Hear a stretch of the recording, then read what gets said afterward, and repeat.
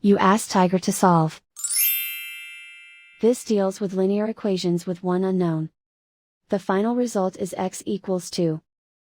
Let's solve it step by step. Group all x terms on the left side of the equation. Subtract x from both sides. Group like terms. Simplify the arithmetic. Group like terms. Simplify the arithmetic. Group all constants on the right side of the equation. Subtract 3 from both sides.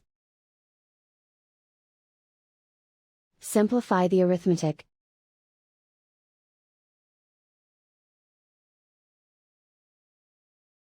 Isolate the x. Divide both sides by 3. Simplify the fraction. Find the greatest common factor of the numerator and denominator. Factor out and cancel the greatest common factor.